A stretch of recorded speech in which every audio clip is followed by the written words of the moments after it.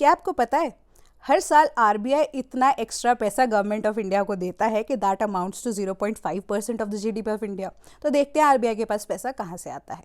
1935 में जब आरबीआई को बनाया गया था तो इसको प्रमोट किया गया था as a private share holding company.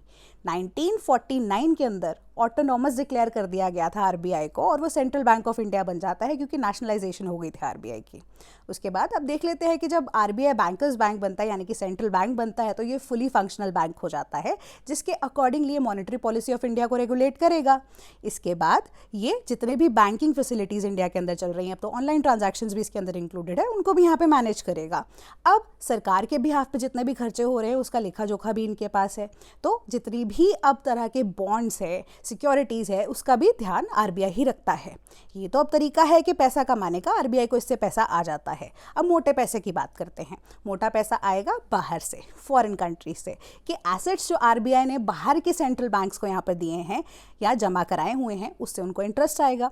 अब बाहर के सेंट्रल बैंक से बॉन्ड्स या जितने भी तरह के शेयर होल्डिंग्स आरबीआई के पास है उसका रिटर्न उनके पास आता है। इसके अलावा मसाला बॉन्ड्स, उसके ऊपर जितना भी अब डिपॉजिट होता है या जो अमाउंट है वो आता है आरबीआई के पास। देन कम्स द फैसिलिटी जहाँ पे आरबीआई शॉर्ट टर्म लोन्स देता है टू द बैंक्स, बीट किसी भी तरह का बैंक, तो उससे आता है मोटा पैसा आरबीआई के पास। अब खर्चे गिन लेते हैं। खर्चों के बिहाफ पे अगर हम देखें तो सैलरी देनी है स्टाफ को, उसके अलावा जो प्रिंटिंग ऑफ द करेंसी है उसके पैसे लग रहे हैं, बट इसके लिए जो कमीशन भी देनी होती है। अब गवर्नमेंट के बिहाफ पे अगर कोई भी ऑर्गेनाइजेशन, कोई भी कंपनी, कोई भी बैंक अगर पेमेंट करता है तो उनको कमीशन भी जाती है आरबीआई की तरफ से, तो ये खर्चा है।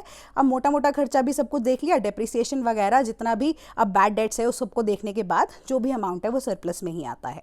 तो ये अमाउंट गवर्नमेंट ऑफ इंडिया को ट्रांसफ़र की जाती है। कैसे, क्यों की जाती है? That is under section 47 of the RBI act of 1934। And इस पैसे के ऊपर किसी भी तरह का टैक्स, बीट इनकम टैक्स या कोई भी टैक्स नहीं लगाया जा सकता। ये स्टेटेड है under section 48 of the RBI act of 1934। तो ये हर साल जो है सेटलमेंट की जाती है in the month of August, after जो हमारा जून जुलाई का जो टेन्योर है जहाँ पे सभी के यहाँ पे लोन सब कुछ सेटल हो जाता है, सबका प्रोसेस सेटल हो जाता है ऑफ फाइलिंग ऑफ आरटीआई। उसके बाद ये अमाउंट गवर्नमेंट ऑफ इंडिया को ट्रांसफ़र की जाती है।